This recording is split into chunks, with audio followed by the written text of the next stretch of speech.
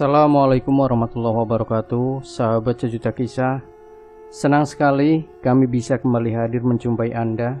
Tentu seperti biasa, kami akan menyuguhkan cerita-cerita misteri yang menarik untuk Anda.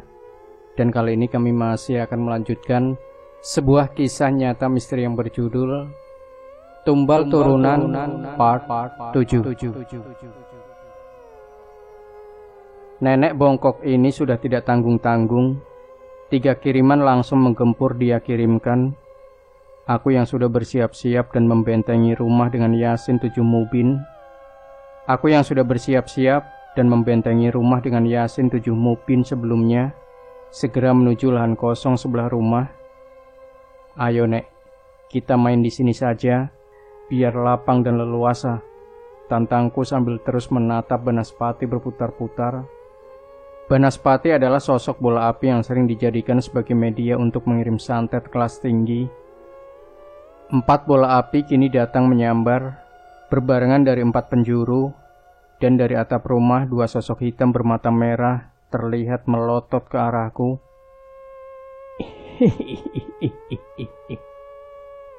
Tawa cekikik dari nenek bongkok yang tiba-tiba sudah berdiri di hadapanku. Nenek ini sebenarnya siapa? Tanyaku memastikan. Aku Iswari dari Gua Serandil. Cukup itu saja yang kau tahu. Tanpa basa-basi lagi, nenek itu lantas menggerakkan tangannya, mengentukkan tongkat berkepala ular, dan wush, satu asap putih menyembur dari tongkat kepala naga itu.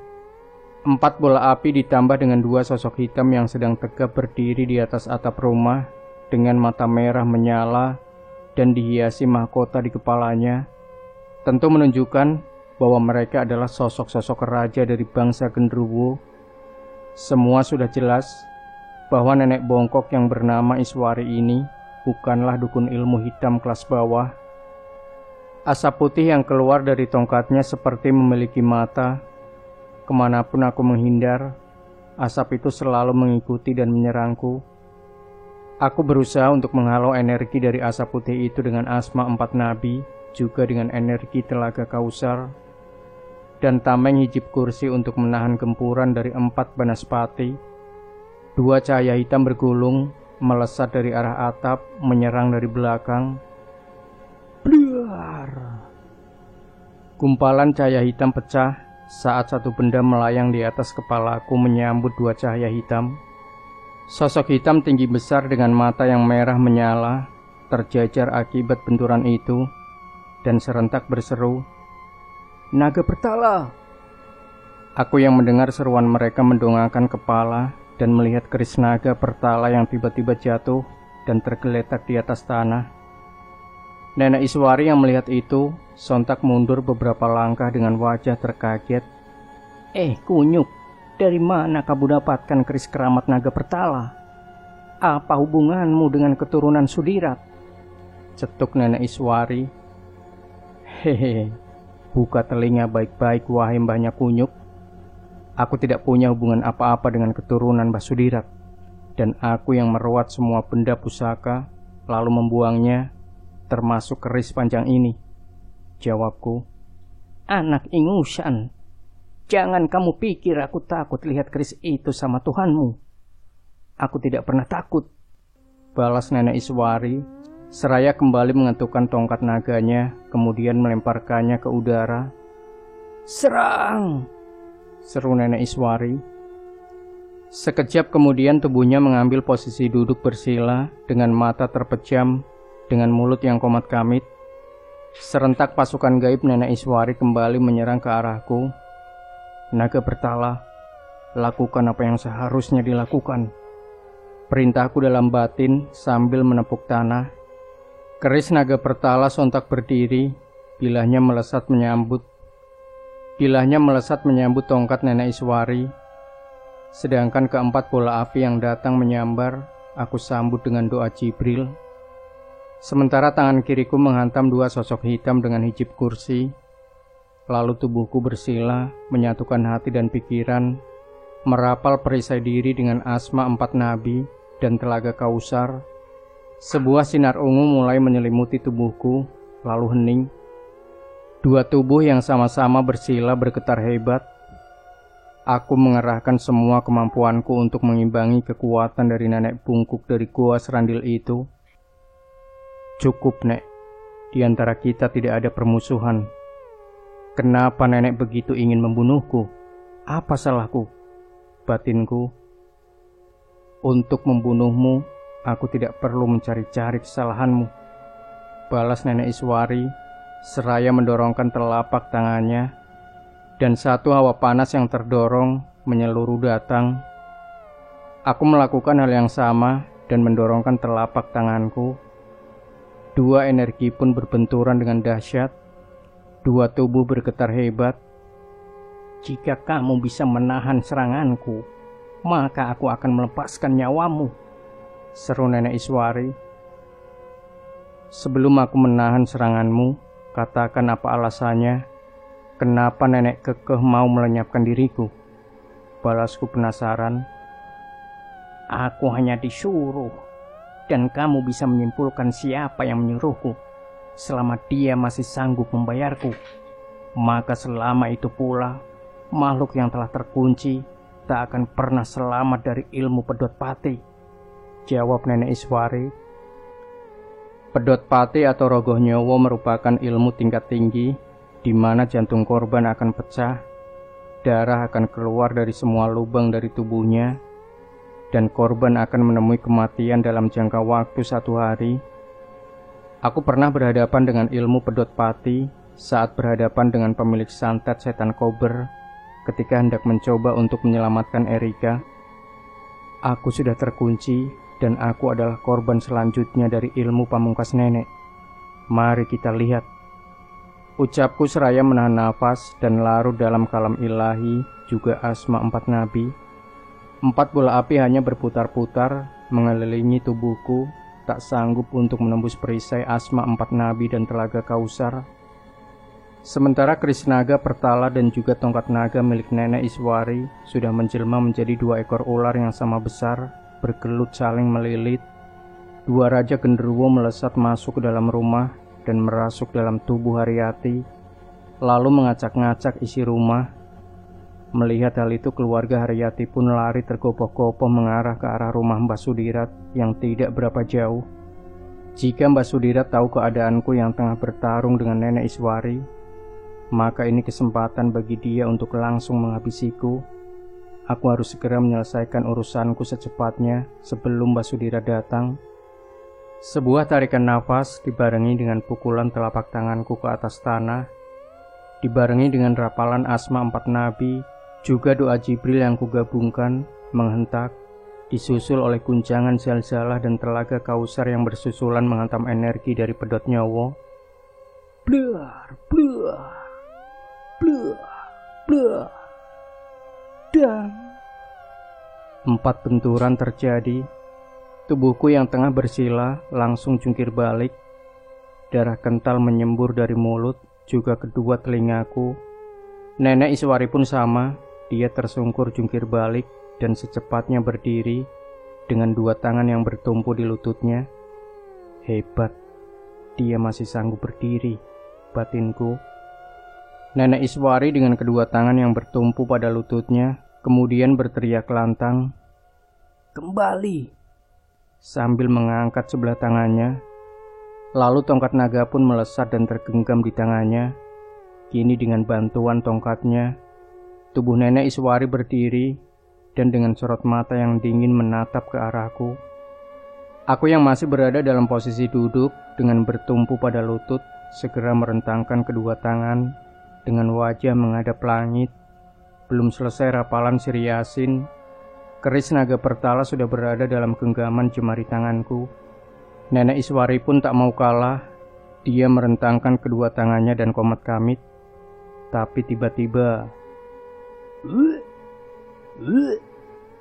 dari mulut Nenek Iswari menyembur darah segar. Tangannya yang terlihat keriput memegangi dadanya. Raut wajahnya meringis seakan merasakan kesakitan. Tak lama kemudian, tubuh Nenek Iswari pun ambruk, terduduk dengan kedua lutut yang terlipat. Puluhan tahun aku menjalani hidup dan bertemu dengan orang-orang berilmu, menjalani puluhan, bahkan ratusan pertarungan. Hanya kamu yang bisa membuat aku terduduk seperti ini. Inilah yang menjadi sebab kenapa Sudirat datang memintaku untuk membunuhmu. Ternyata kamu sudah matang, ujar Nenek Iswari kali ini dengan senyuman ke arahku. Maaf Nek, kalau saya lancang. Nenek pun betul-betul hebat, dan saya masih selamat, mungkin karena Yang Maha Kuasa yang menyelamatkan saya, jawabku. Hish, jangan bawa-bawa nama Tuhanmu. Telinga aku terasa panas mendengarnya. Kali ini kita sama-sama kehabisan tenaga, dan kamu harus ingat, aku belum kalah. Camkan itu, ujar Nenek Iswari, dan sesaat kemudian tubuhnya sudah tidak ada lagi di hadapanku. Jangan ada dendam di antara kita, Nek. Yang sudah ya sudah. Tak perlu lagi untuk dilanjutkan, batinku. Sepeninggal Nenek Iswari, aku kembali membuka mata. Rasa sesak dalam dadaku begitu sangat terasa, dan secepatnya aku menuju ruang tengah, lalu berkacak pinggang di hadapan Haryati yang masih kerasukan. Kamu tidak ikut pulang ke Gua Serandil, ha? Tanya aku sambil menunjuk ke arah Haryati. Sendika dawuh, jawab makhluk di tubuh Haryati, dan kemudian Haryati pun ambruk tak sadarkan diri. Haryati kemudian tersadar sesaat kemudian dan mengarahkan pandangannya mengitari sekitar seolah kebingungan. Pada saat itu terdengar derap langkah mendekati. Mbah Sudirat masuk dalam rumah. Kamu sudah sadar, Tonduk, ucapnya sambil melirik ke arahku yang tengah duduk. Haryati tidak menjawab pertanyaan dari Mbah Sudirat. Dia masih terlihat syok dan kebingungan. Karena tubuhnya lemas, kemudian Haryati pun dibopong ke dalam kamarnya untuk beristirahat. Beberapa hari kemudian, Haryati berpamitan untuk kembali pulang, dan selama di perjalanan tidak banyak yang dibicarakan. Aku pun hanya menjawab seperlunya dari setiap pertanyaan yang dilemparkan oleh Haryati. Sebetulnya dari mulai kejadian di pulau saat aku mengembalikan semua pusaka, Mbah Sudirat sudah mengetahuinya. Benda-benda pusaka yang didapatkan dengan susah payah olehnya malah dikembalikan olehku. Tentu saja ini membuat Mbah Sudirat merasa kesal, marah dan dendam kepadaku. Hingga akhirnya dia meminta bantuan kepada Nenek Iswari untuk membunuhku. Sesampainya di rumah, Haryati kemudian langsung disambut oleh anak-anak asuhnya. Terlihat wajah anak-anak itu begitu sumringah bahagia saat bertemu kembali dengan Haryati. Bagi anak-anak itu, Haryati adalah sosok seorang ibu, seorang pelindung yang selama ini mengurus dan menghidupi mereka. Selepas Isya, Haryati mengeluh kepadaku bahwa kepalanya terasa pusing, badannya demam setelah meminum obat. Haryati pun berbaring di kursi panjang ruang tengah. Aku pun mengumpulkan semua anak-anak untuk duduk bersama berdoa dan membaca surah Yasin. Semua aku lakukan karena adanya sesuatu yang akan datang. Ti, usahakan lawan rasa kantukmu dan jangan tidur malam ini, ucapku pada Haryati yang tengah memijit-mijit keningnya. Iya mas, ini ada apa lagi mas? Tanya Haryati penasaran. Gak ada apa-apa kok, jawabku singkat. Pokoknya upayakan untuk jangan tidur sebelum aku kembali, dan ingatkan anak-anak untuk kembali mengulang bacaannya sampai aku kembali, ya, pesanku. Iya mas, jawab Haryati sambil merubah posisinya dan berusaha untuk duduk. Aku segera pergi ke belakang untuk bersuci dan langsung masuk ke dalam kamar. Tepat di atas atap, kiriman santet dari Mbah Sudirat yang berwujud sosok genderuwo tengah mengamati. Pulang atau aku bakar tubuhmu, bentakku dengan pergelangan tangan yang sudah memutih dengan energi dari doa Jibril.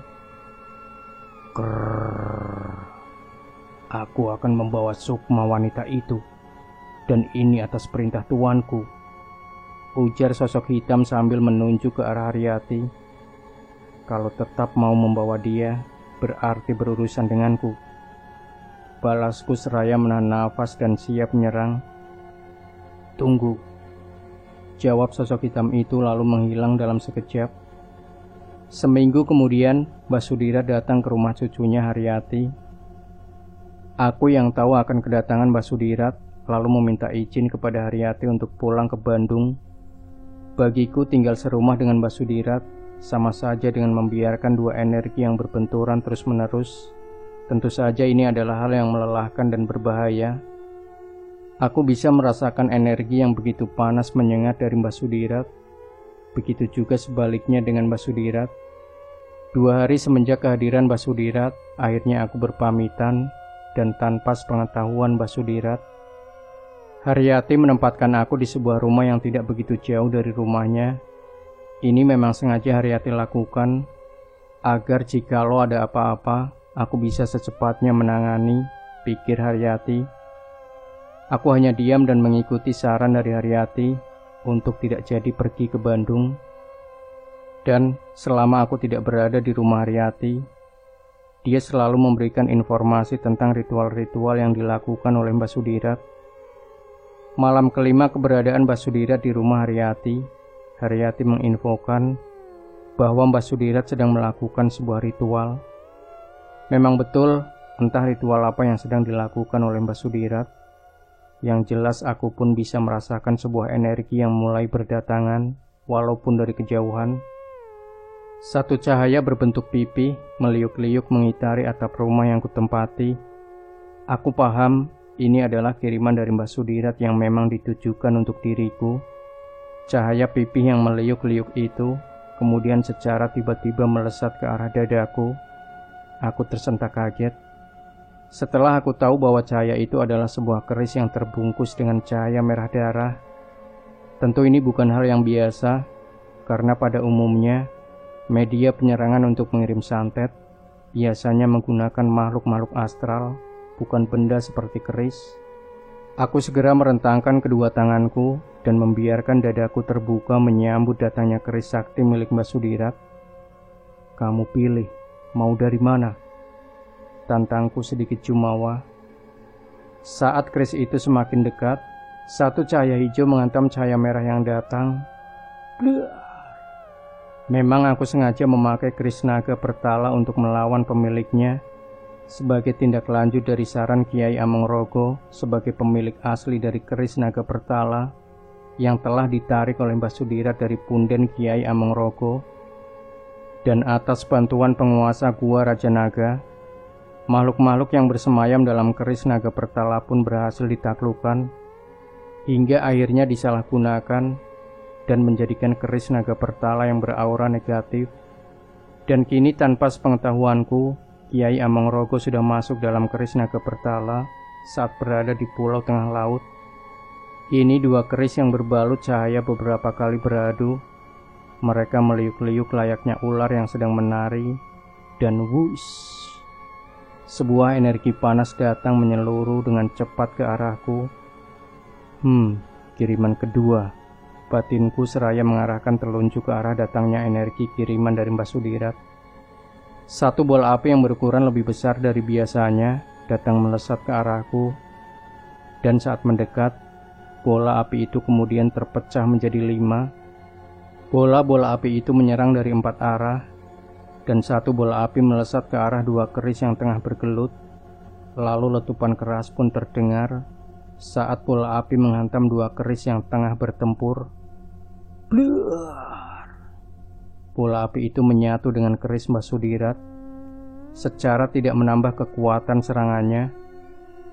4 bola api yang datang dan menyerang dari 4 arah sudah bukan lagi main-main dan jelas memang ditujukan untuk menghabisi diriku. Asma 4 nabi dan doa Telaga Kausar menjadi perisai gaib untuk melindungi diriku. Dan kali ini serangan Basudirat tidak seperti biasanya. Bola api yang keempat, bola api itu betul-betul menghantam perisai gaib. Beberapa kali tubuhku yang berselimut cahaya ungu bergetar hebat, bahkan sempat terjengkang. Pertempuran kali ini benar-benar sengit, tidak jauh beda dengan ketika aku melawan sosok utusan Gua Raja Naga yang akan menjemput diriku. Aku segera menggabungkan doa Jibril dengan doa Nabi Musa, disusul dengan fadilah kubro dan hijib kursi. Dalam balutan energi kurungan asma 4 nabi, 4 energi dari doa-doa yang kugabung, sudah aku siapkan untuk menghadang 4 bola api itu. Dan blar, blar, blar, blar. 4 ledakan dahsyat terdengar secara beruntun. Aku yang tengah duduk dalam kamar terpental hingga menabrak dinding kamar. Seluruh badanku terasa sakit dan ngilu, begitu lemas tak bertenaga. Dadaku terasa sesak dengan hawa panas yang menjalar di seluruh tubuhku. Dengan segera aku memejamkan mata dan mencoba untuk menembus tirai gaib Mbak Sudirat. "Bocah edan," gerutu Mbak Sudirat seraya menepis bara api yang menempel di baju hitamnya. Dupa yang dipasang telah pecah, air bunga setaman dalam wadah plastik pun tertumpah. Kondisi Mbak Sudirat tidak jauh beda dengan kondisiku yang sama-sama terluka. Setelah melihat kondisi Mbak Sudirat, aku segera membuka mata dan berusaha untuk berdiri. Pandangan mataku gelap dan tubuhku limbung, dan aku tidak ingat apa-apa lagi. Aku jatuh pingsan. Entah berapa lama aku tergeletak pingsan, karena saat aku siuman, kulihat keris naga pertala sudah tergeletak tidak jauh dari diriku, dan di salah satu sudut kamar, satu sosok yang kukenal tengah menjilati kakinya dan mengibas-ngibaskan ekornya. Puluhan panggilan tak terjawab terlihat, dan beberapa pesan teks terlihat di layar selulerku, semuanya dari Haryati. Aku membaca beberapa pesan dari Haryati yang mengatakan bahwa kakeknya sejak tadi malam tidak keluar kamar. Bahkan setelah diketuk-ketuk beberapa kali pun tetap tidak ada jawaban. Akhirnya pintu kamar dibongkar paksa atas bantuan tetangga, dan Mbak Sudirat ditemukan tak sadarkan diri. Setelah membaca pesan dari Haryati, aku berpikir bahwa kami memiliki kekuatan yang hampir sama. Sebuah kekuatan yang seimbang, maka jawabannya, kalau tidak aku, ya dia yang jadi korban. Aku sadar setelah pertempuran secara gaib butuh waktu untuk kembali pulih. Hari itu juga aku berkemas dan pamit kepada Haryati untuk sebuah keperluan, karena aku yakin Mbak Sudirat akan meminta bantuan penguasa Gua Raja Naga untuk menyerangku kembali, sementara aku masih dalam kondisi terluka. Simaraga adalah sebuah pondok yang berada di pelosok Jawa Barat. Salah satu pendiri pondok itu adalah Gus Malik, salah satu alumni di pondok yang sama denganku saat dulu sama-sama mondok. Gus Malik sendiri merupakan salah satu pengajar di pondok waktu itu. "Sampai juga kamu kesini. Langkahmu panjang ya, Wi," jawab Gus Malik setelah membalas salamku. Aku hanya tersenyum saat mendengar ucapannya. "Telinga sampean itu tajam juga ya, Gus. Tahu saja kalau ada yang mau datang."